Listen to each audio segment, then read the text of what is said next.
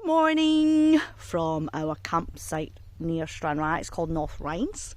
I want to show you this. Here is our fire. Here is our table, chairs, and this is the flat surface that you could pitch your tent. However, we were smart.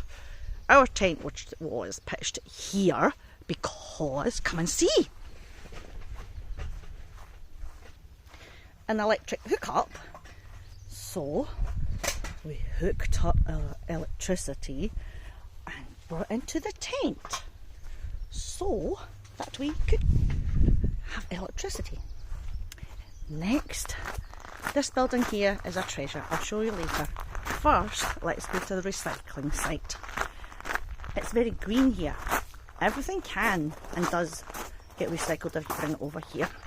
It's all labelled in sections. Next, I'm going to show you here's a shower. I'm back. I forgot to turn it on the last time. Shower, freezer, fridge, and a kettle. Look at that. I was told not a lot of places does a kettle at their campsite. 2 toilet facilities. This one's not disabled.